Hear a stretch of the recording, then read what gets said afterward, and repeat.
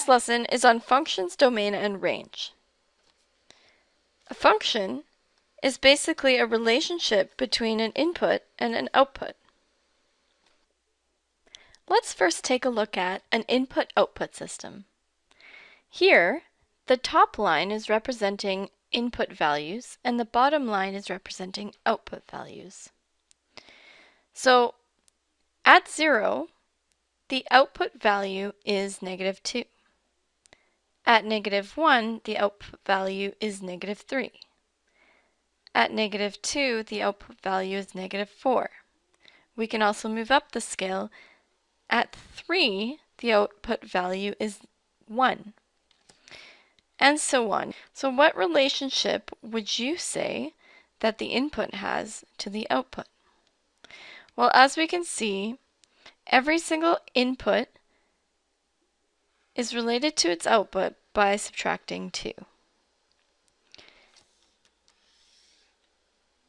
And so every time we take an x value, we subtract 2 to get the y value. This is an example of a function. Let's take a look at a few other examples. One example could be the relationship between where you live and how long it takes you to get to UFE. So assuming we're taking a class in Chilliwack, let's say that one person in the class is from Abbotsford and it takes them 30 minutes to get to class. Another person is from Chilliwack and it takes them, say, 10 minutes to get to class. Another Chilliwack person could take 5 minutes to get to class. Maybe someone's from Mission and they take 45 minutes to get to class. So notice, is y, the output, a unique answer for every single x? So can you create a rule of how long it takes someone to get to school based on where they live?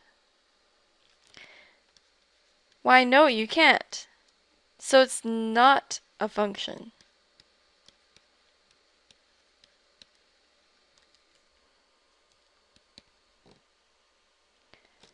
Let's look at another example. Say you had a bus fare.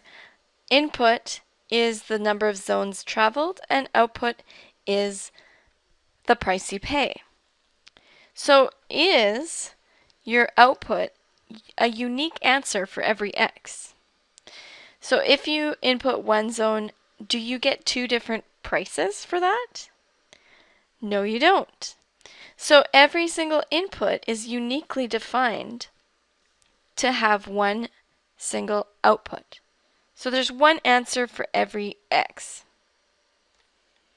So this here is a function. Let's define what a function is. A function is a relation that assigns each x value a unique y value. So you basically only have one answer for every input that you have.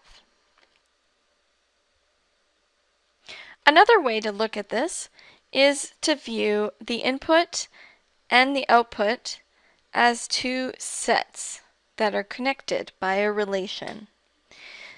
The input set is actually called the domain. It is the set of all possible x values or your inputs. Your output set is called your range, the set of all possible y values or outputs. So since we have a lot of examples where when you input one x you have one y, let's just use this example to explain what a function would not be in general. So not a function would mean that you have one point in the set that goes to 2 different answers. That's when we have a problem. So that came in this example where one city Chilliwack had two different answers for how long they took to get to class. So once you know that something cannot act in this way, then you know that it is a function. And if it is a function, you can use function notation. So rather than writing y in, like, say, y equals mx plus b, rather than writing y, we would write f of x, function of x. You would write it like this. This is not a time sign. This is actually 1 unit. It almost stands like your y. And it's read f of x. F is the name of the function, and therefore it could be something else, such as h of x for height, or v of x for volume, etc. The x could also be called something else. So let's say it was h of t for height versus time. So this function notation allows for more descriptive letters based on what scenarios you might have. Let's take a look at an example. Here's a relationship where the input is doubled and increased by 1. Is it a function? So if we choose an x value, do we get one single possible answer for this relation? Let's try it out. If we stick in a 1, double 1, add 1, you get 3. If you stick in a 3, double 3, add 1, you get 7. Stick in a negative 2, double negative 2, negative 4 plus 1 is negative 3. At 0, double 0, you plus 1, you get 1. So it seems as though every single time we get one answer. It doesn't seem as though we could ever stick in an input and get two different outputs. Therefore, yes, it is a function. Let's just graph it so we know what it looks like.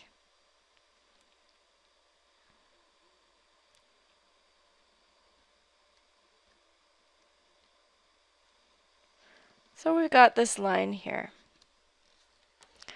Another example of using function notation is by telling us to find f of a particular number. In this case, when this spot is filled in, that means replace x with 3/8. So this is essentially what this means. So f of 3/8 means we're going to take our function and replace our x values with the number given here. So this requires us to use a little bit of fraction knowledge. 2 is 2 over 1. This is a times. The 2 and the 8 can simplify by dividing them both by 2, giving you 1 and 4. So that's 3/4 plus 1. So at 3/8, which is about here, you've got 1 and 3/4. Another question would be, which x value will give you f of x to be 0? Well, that would mean that 2x plus 1 would have to be 0. Let's solve that. Subtract 1 from both sides, you get 2x equals negative 1. And divide by 2, you get negative 1/2. And let's check that on the picture. At x negative 1/2, you have y equals 0. They might also ask, what is the domain of f of x? Meaning, what is the set of all the possible x values that will be possible to use in inputting into this relationship? Well, it doesn't seem like we have any restrictions here. There's nothing that we couldn't choose. So the entire x axis could be used and we would have a point as an output.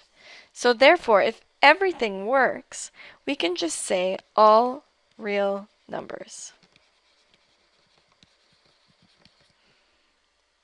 Similarly, the range of this line will extend forever and ever up to infinity and down to negative infinity.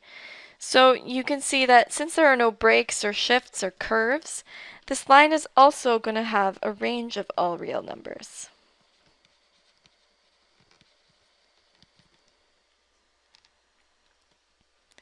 Let's take a look at another example. Here, we're squaring the input and subtracting 2. Is this a function? Every time we input a value, do we get one single answer? And rather, we should ask, can we ever get two different answers for one value we choose for x? So let's try it out. Say we take 2. You're going to square 2 and subtract 2. You're going to be left with 2. 0. Square 0, subtract 2. That's negative 2. And I'm just randomly choosing these x values. You'll notice that often you'll get two answers when there's something happening with your y component. But we'll see that a bit later. Let's just try some more points here. Negative 2, square negative 2, subtract 2, you also get 2. So as soon as you have something different than a line, so you have a square or an absolute value or something more interesting, you'll notice that your graph will often look a little different and may have some changes with the domain and range. However, in this case, we have no problems with it being not a function because every single time we put in a point, we're going to get one answer. It's okay if it's the same answer. So 2 and negative 2 both gave us 2. So if you drew a little set graph, a 2 went to 2 and a negative 2 went to 2. But that's okay. That is still a function. The problem lies if we had 1, 2 giving us two different answers, which we don't have in this case. Therefore, it is a function. So let's plot this. What does it look like? At 0, at 0, we have negative 2. At 2, we've got a 2. Negative 2, we've got a 2.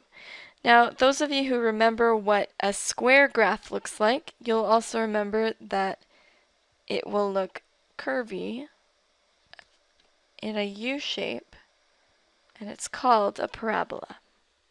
So if you're not sure how to draw that, you should be listing more points so that you can get every single point on this.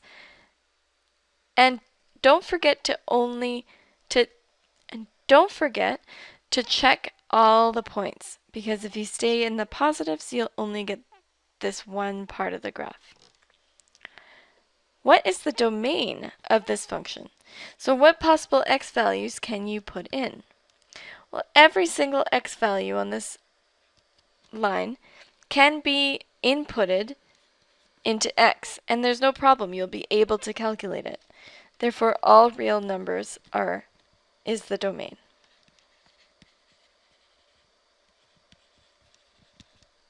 However, let's take a look at the range. Are there any values which you will not be able to get as your y value? Well, you might not be able to get any of these. I don't think you can get a negative 4 out because it looks as the minimum value is negative 2. So everything negative 2 and higher will be output, but nothing lower. So you could say your g of x or your y's are always greater than or equal to negative 2.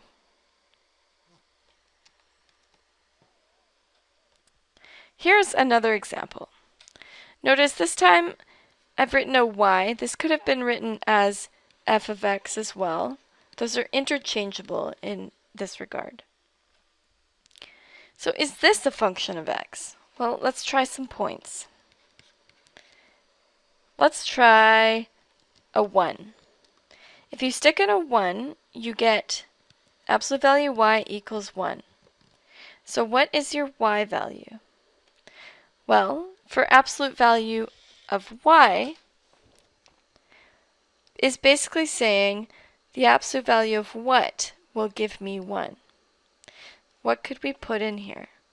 Well, we could have either a 1 or a negative 1. Therefore, y could be either 1 or negative 1. This is where we find an issue with it being a function, because 1, 1 works and 1, negative 1 works, meaning one input is going to two different outputs. Therefore, it is not a function. As soon as you find that one point gives you two different answers, you know that it's not a function. However, you could have chosen 0 to begin with, and you'll notice that if you stick in a 0, absolute value y equals 0, y is just 0, and that's it. So you kind of need to keep testing until you find a point that gives you two answers. The intuition will be if there's something funny with your y or your output, you'll notice that there is a higher suspicion of it not being a function. So you should test a little more. So let's plot some of these points. So 1, 1, 1, negative 1, 0, 0. You'll notice that if you stick in a 2, you'd get either 2 or negative 2. A 3 would be 3 or negative 3. And so we've got a sideways V. So visually, what does it look like when you have a graph of something that's not a function? Well, at 1 we had 2 points. 2 we had 2 points as well. So basically 2 points are covered. That means it's actually not a function. What's the domain of this relation? Well, the domain is everything that's possible to input as x. Can we input a negative 1? Well, try that. What if x was negative 1? That would mean that y, absolute value of a number, would have to equal negative 1. Can an absolute value ever equal a negative? Well, no, it can't. So nothing negative can be input into our x, because the answer to an absolute value can never be negative. Therefore, our domain is restricted to x's always being greater than or equal to 0. Notice this graph could have been shifted, say -2, and that would shift it, and it would change this number. So whatever is on this side here basically has to be greater than or equal to 0. What is the range? Well, the range, you can see that you'll end up getting all possible values in your y-axis. So that is all real numbers.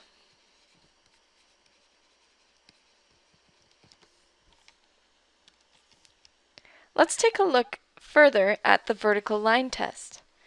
So, as we noticed in the previous slide, we can check if something is a function by looking at vertical lines across the graph.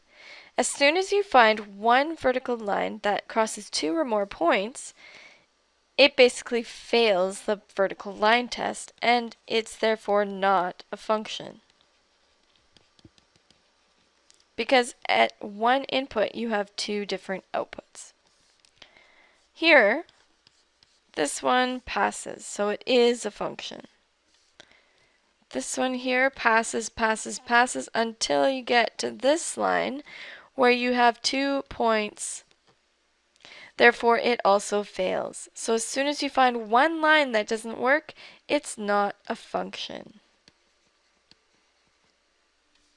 And this one here, oh, we found one line with 2 points, therefore it's not a function. Therefore, if a vertical line is found where it intersects the graph of a relation at 2 or more points, the relation graphed is not a function. So this should provide you with some visual intuition for deciding whether an equation is a function or not.